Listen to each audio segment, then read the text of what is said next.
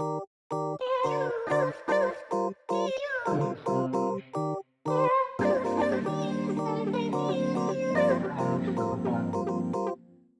am honored to introduce a special guest today, and it is Vlad Marinescu, the president of the International Esports Federation.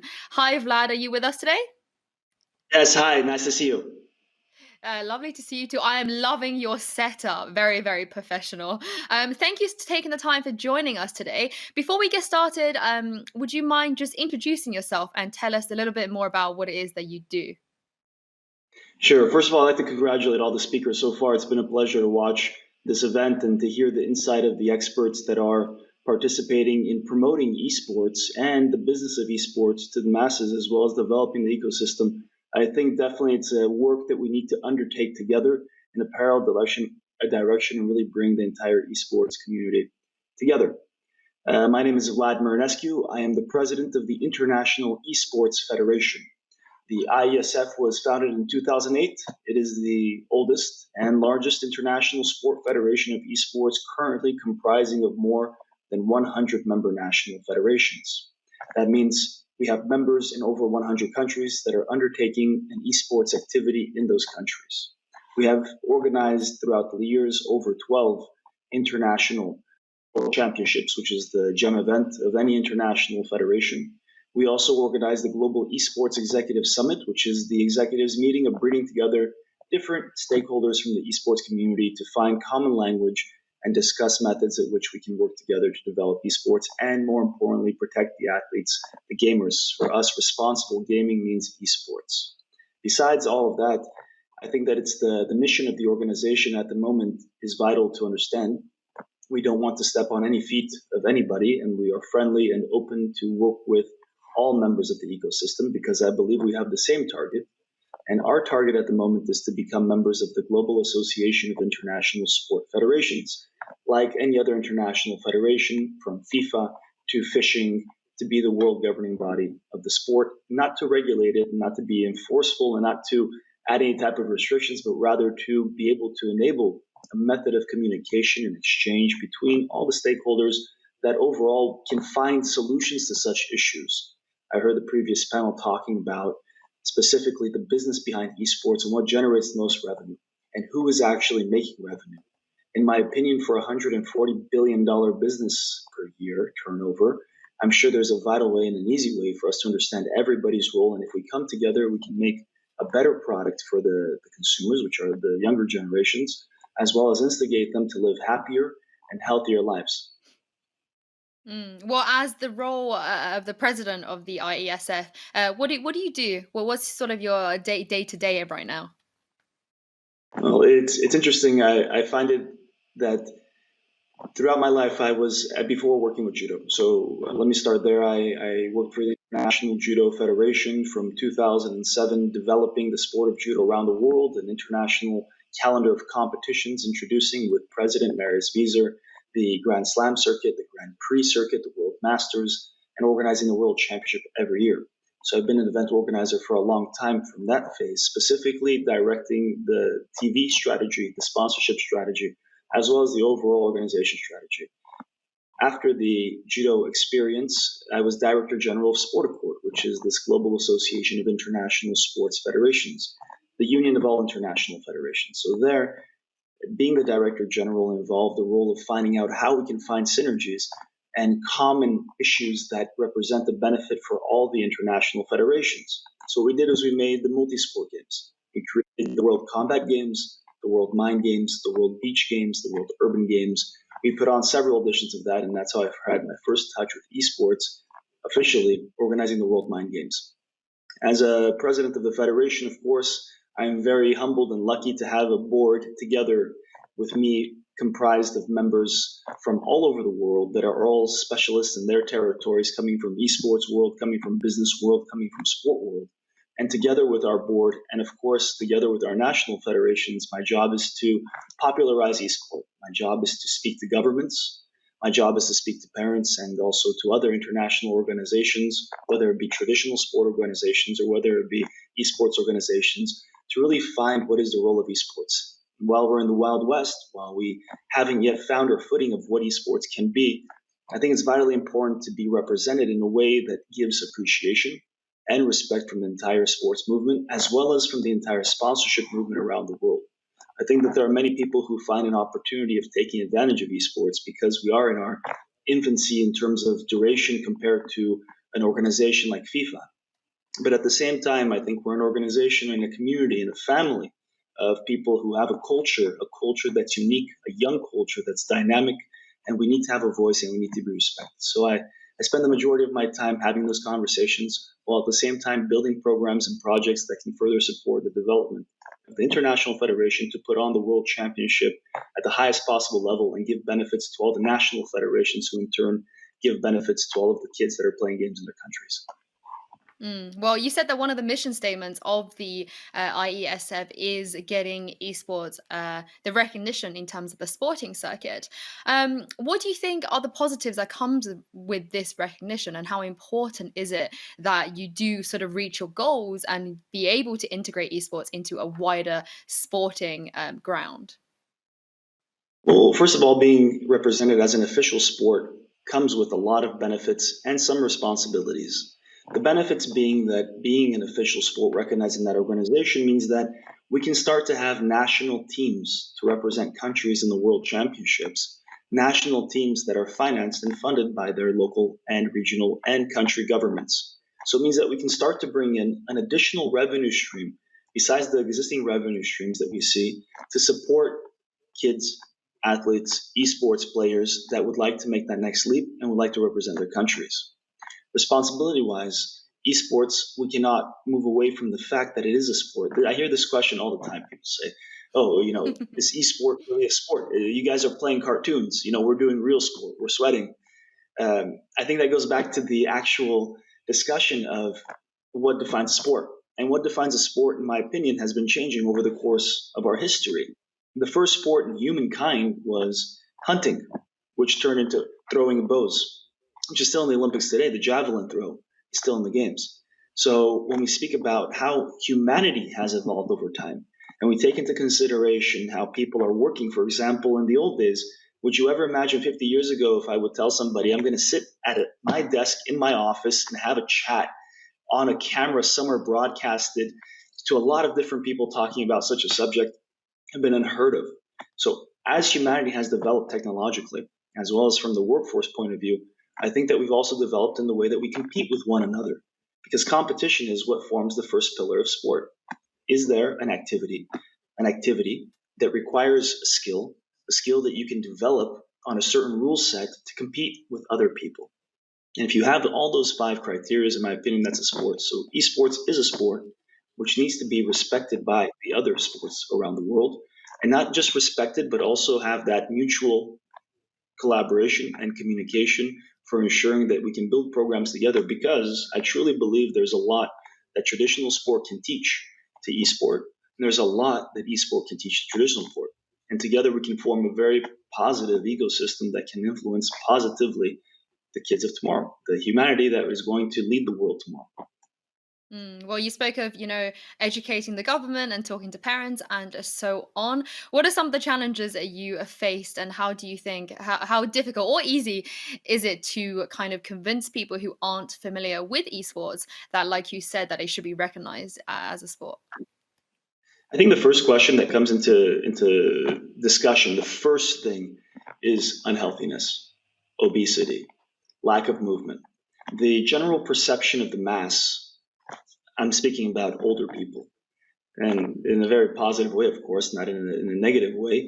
The general image that comes with our sport is a lack of movement, it's unhealthiness, it's obesity, and it's to be non-social, antisocial. When in fact, I believe that esports, when you look at a kid or somebody who's playing games at home with their headset on, they're participating in an activity where they probably have more friends than their grandparents had their whole life, where they're chatting with in real time and communicating with. It's the new way of socialization. Now, if we're able to mix the motivation that comes with playing esports, playing games, to do some type of healthy physical education, Nothing very serious, just a basic requirement of basic physical competencies mixed with a little bit of nutritional training. I'm sure that that can change immediately the perspective of anybody. And if we really look at the activity of playing games, I have two things to mention. So the first is currently with the coronavirus pandemic reaching and imposing restrictions on the population, on everyone in humanity, having social distancing, having people restricted to their quarters at curfews around the world, confined with their families in a closed space.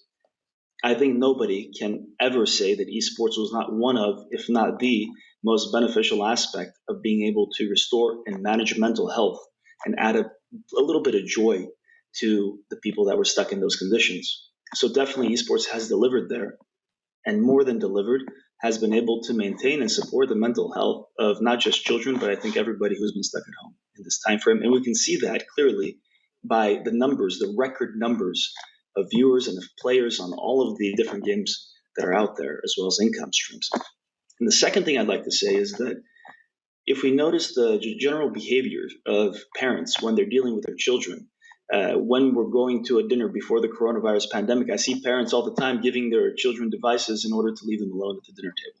So it's a general reflection to say, look, this is a reward mechanism. I'm giving you this device, which you can use to play on or game or do esports with, in order to leave me alone.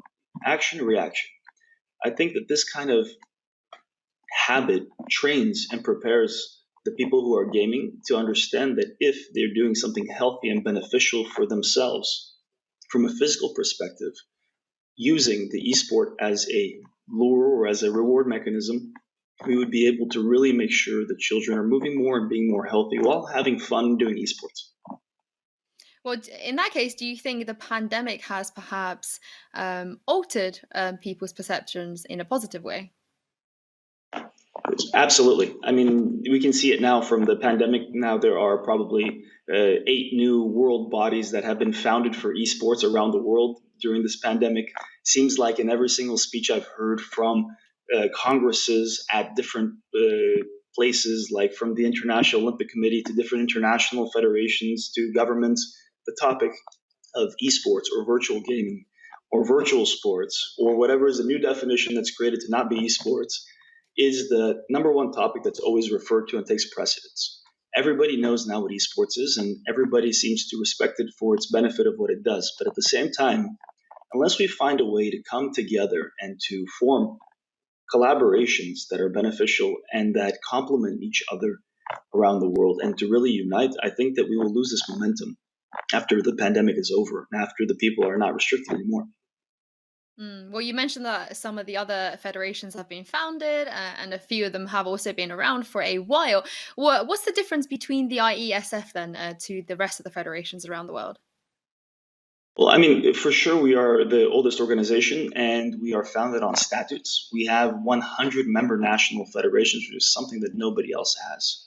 And having 100 member national federations that elect their board and their president and their vice president and vote on their statutes and vote on decisions and vote on how the direction should be means that our organization actually isn't an interest organization that is founded upon personal interest or a direct mission interest. We are founded by country national federations.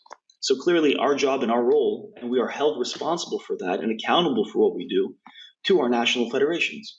So we must deliver to them services and benefits. And I mean, that being said, there's no other international organization that has 100 national federations. Imagine the world championships when you're able to bring together esports athletes in 5 to 10 different games. Normally, we're doing 5 games last year. This year, we'll do 6 games, and we plan to increase that every world championship in order to represent their national team. Think about the benefit that that gives you. I mean, of course, we see in all the different leagues, we see in all the different games in the world championship, we see teams, we see very good teams that are very well financed and very professional. We see very talented teams coming up. We see individuals who just want to play. In this sense, when we speak about national teams representing their countries in an activity, we start talking about that national pride and about competition between nations in a peaceful, open, and friendly way. And I think that's something very unique to esports and something very unique to the IESF, to have that competition that all the other sports have benefited from. Something we're going to probably see in a couple of months in Tokyo at the Olympic Games. Well, in terms of the World Championships, is there a particular reason that you guys choose the titles that you do? So I see that Dota is a very popular one in there. What are the bar that you guys set, and what are the criteria for you guys to choose the titles that you do for those competitions? It's been 12 years, and they've been changing over the years. So usually we're changing between League of Legends and Dota 2. This year will be Dota 2. We will see for the future what will be that genre of game. But what we try to do is collect different games from different genres. I'm very happy to announce that we're bringing back CounterStrike. We're bringing back CSGO for this year, which has been missing from the World Championship for 2 years. At the same time, Pro Evolution Soccer is there, Tekken 7, as well as some mobile games and some special games that would like to have exposure and be seen by the world. So we choose depending on the demographic we're looking at. We're trying to make sure that every country has a fair chance for winning that trophy as the best country across all the different sports. And by having different sports from different genres, having a shooter sport, having a fighter sport, having a sport, the virtual simulation of a sport, having a physical sport, having a mixed combination of games that require different skills, I think truly attracts different communities that support individual games to come together. Because, of course, at the elite level, you have specialists. There are gamers that are the best at one game, at their game. And maybe they're very good at games that are in that same genre that are similar to that game. But at the amateur level, the kids that are watching, they love to watch all games and play all games. Of course, they have their favorites, and they tend to lean towards the games that they're better at. So by having a different genre of games always represented in the World Championship, speaking purely not from the participation side, but from the spectator side, we're able to really bring together the whole esports culture and the esports community and show everything that esports has to offer. On just on the topic of Counter Strike, I do feel like we have to talk about this because every year we have that inevitable chat at this point. It feels like with the IOC about whether esports is going to be integrated or not, and there's always a pushback when it comes to shooting games. I guess Counter Strike in particular, just because it's such a big title, it's so popular, it's been around for so long, and it's not going anywhere. But of course, the question of violence and the question of how to incorporate that to something like the Olympics seems to be a debate. Where do you stand on this, and how do you think we can resolve this issue? Actually, coming from a traditional sport, I'm sad to say that I am the person that motivated the taking out of Counter Strike from the World Championship because of that want to be affiliated to the Olympic movement, to the traditional sport movement. And of course, governments also don't see, all of them don't see in a good and positive light, more violent games. Now, of course, we play the most nonviolent version, disabling blood and disabling different effects to make it down, watered down version a little bit. But at the same time, this year we've decided to bring it back because of the community. So when we represent 100 national federations in a community and a culture, we need to follow what our community wants. And in reality, the IESF is here for the gamers. We're here for the gaming community. And we need to respect them and follow their wants and desires. And we've had so many people that have asked us, please bring it back. We want our national team to come back. They've been training, they're good. We had to do it and we had to bring it back. That being said, we're doing it in a very responsible way. So that means that, of course, our streams will be going out from the World Championship, but we will do a age-restrictive stream for Counter-Strike to make sure that the right age demographic, which is approved by international standards, has the accessibility to also play, but to also watch Counter-Strike in itself. And I think that bringing it back shows a willingness or an understanding that really we are an esports community and we need to follow our community and what they want. I know this has also been an issue with brands and partners as well, but do you ever see a world where we get to a point where a committee like the IOC or the wider mainstream endemic brands and media and so on and committees would be able to accept games like Counter-Strike and not to ignore the violent aspect, but to at least understand why that is? I think it's very hard to get to that point because brands have their endemic roots. And I think that you'll always find international brands that'll find their place within such games or in other games. And I think that esports has so much to offer. Esports, we're talking about 2 billion people on planet Earth who play games. We're speaking about 700 million people who game daily online. It's a huge community. If you divide that by the type of genres that there are and the type of games they play, you start to really specify down the type of target market you have. And there are so many huge brands that have that background that would love to be involved to reach that demographic exactly that they're looking for, that I'm sure there's always a space for sponsorship for any type of activation around any type of game that there exists. But that being said, I don't believe ever that the position will change or should change towards the viewpoint of the endemic roots that form and solidify the corporate culture of brands or of organizations. And that's okay. The reality is that we're all different people. We all like different things. And, you need to give people what they like, what they want with respect, while you respect their point of view as well. I feel like over the last 12 months, esports has been in the news and in the media more than ever before, probably partially due to the pandemic. Is there anything that you've seen that you feel like is a misconception, or anything that the IESF are trying to tackle and trying to adjust and make right in the media, so we make sure that people are not misunderstanding what the industry and the community is really about? It's interesting because I'm watching every day. I read a report regarding all the different types of articles that are circulating around the esports community or that are tagged with esports. And I think that it's such a dense information that, of course, there's a lot of misinformation going around. Today, with the coronavirus being here, of course, we're under the magnifying glass. But at the same time, it's an activity that I'm sure the World Health Organization agrees with, as clearly before the coronavirus pandemic, the World Health Organization made the esports disease, which was addictive activity. And immediately when the coronavirus pandemic started and people had to stay in their homes in quarantine, they took it off, which I think represents to me the ideology that during this pandemic specifically, we're at a unique point where I don't really see so much negative news around esports, because esports is doing an actual positive for society. It's doing a good for society. And I truly believe that having this time where people are at home, confined and stuck, and have this outlet in order to meet their friends when they can't go out of the house, in order to socialize with their friends and use Minecraft to build castles and worlds and watch concerts in video games and see their friends in virtual reality. I think that this is going to give them now happiness, but at the same time, it will generate an appetite for the future when we come out of this to also want to spend their time seeing other things. One thing that Well, has really been our concentration. Sorry, I'll just say one more thing. It's no, no, it's all right. one thing I that's been thought our you were done there. Don't worry. Thank you. One thing that has been our concentration is really education. And what I mean by that is we're launching this year through our education commission different types of modules to help gamers and esports athletes in different sectors of their life, both personal, what I said before, which was physical competencies, nutrition, socialization, psychology. But at the same time, we believe that when you are gaming, you have certain skills that you're developing. And it's, of course, different across which sport you're playing or which game you're playing. We believe that there is a way to help to educate youth to build websites, to do streams, to learn how to speak on TV, to learn how to light themselves up and build a scene. All these kind of things that come hand in hand with esports is fantastic educational content that we can deliver to the kids and can motivate them to learn these things that I believe are going to be standard in the future. How to run a tournament online, how to make a Facebook page, how to promote, how to market, how to sell certain things.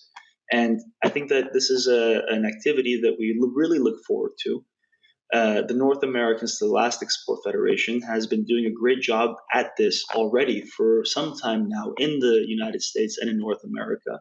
So we look forward, potentially with them or by ourselves with other partners, to be able to really motivate and push kids that are playing games to also use their skills they learn in games to learn something practical that will generate revenues for them in the future and even secure for them workplaces.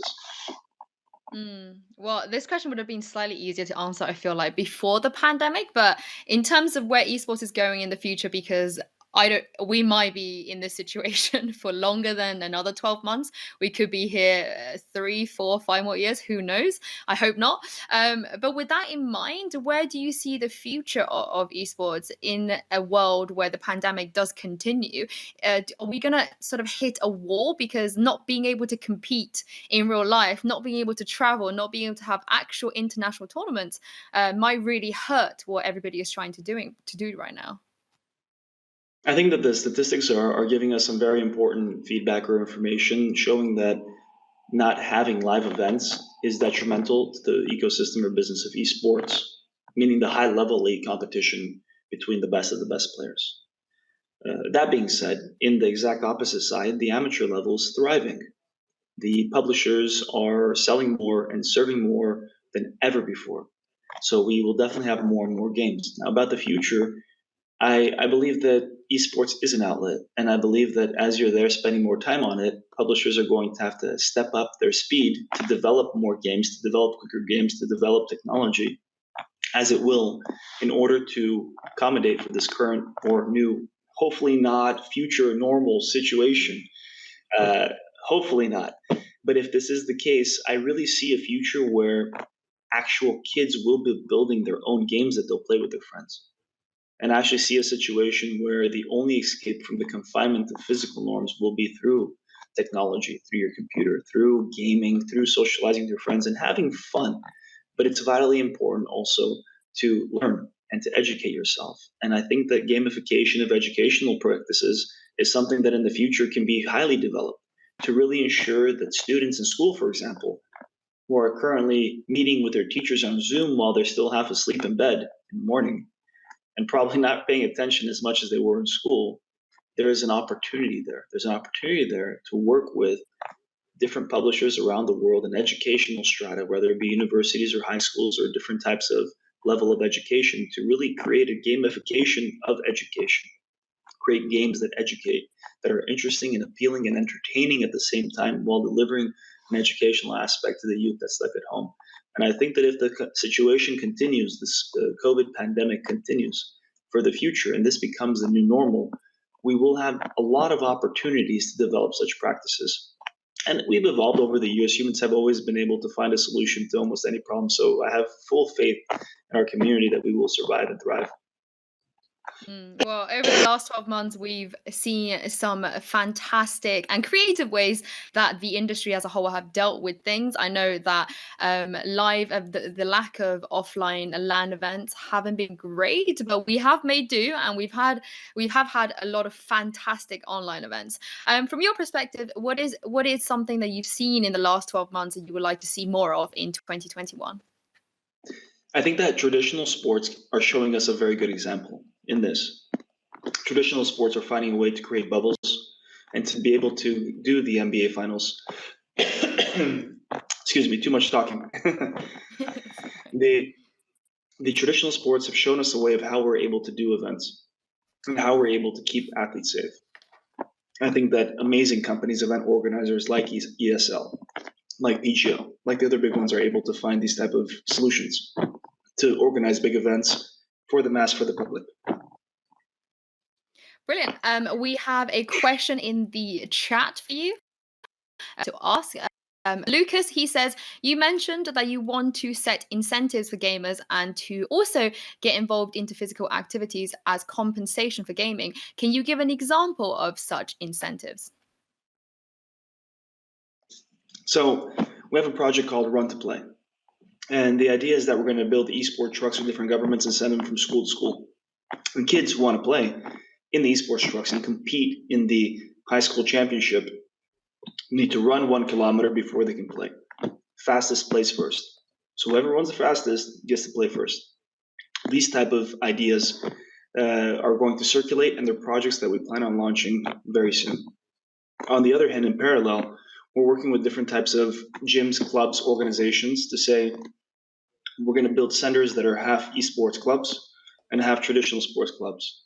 And this is currently a project in Macedonia that we're working on with our general secretary, where after school, kids can go to the gym, play basketball for 30 minutes with their friends, and after that, have credits to go and to play and to use the most elite performing solution and say, hardware in order to game with their friends for that same amount of time. Hybrid, live a healthy and good life.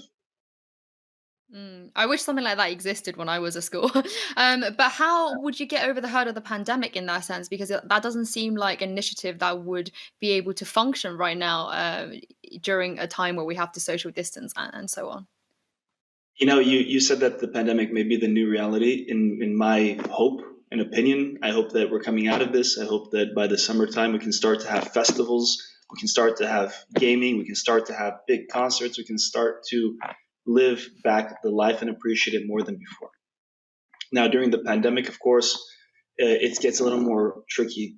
And I didn't really want to bring this up today, but I am happy to bring it up. We believe that at home we can have different types of influencers give credits using cameras to see kids who do 5 push-ups who get a certain type of app or a certain type of device in the game or a certain type of skin for whatever game they're playing. So there's solutions to this when kids are at home and they have a pure lack of physical movement, where we're able to actually use technology to have them move, to earn credits, to earn coins, to earn things in order to get back certain benefits in games. And this is something that we need to work on at the moment. It's a project of ours this year to have a closer collaboration with the publishers, because only with the publishers can we input and influence such positive aspects, and only through the games that are existing. So I plan on later in the year, as we're working now, to have a closer collaboration with publishers to develop such healthy bonus perks abilities in game. Mm. I mean, I'd do anything for skins. So yeah, I'll do 5 push-ups. I'll do 10 push-ups for a skin. Anyway, thank you very much, Vlad. It's a great to talk to you. Thank you for joining us. That was super insightful. We hope to get another chance to speak to you soon. But that is all from us today.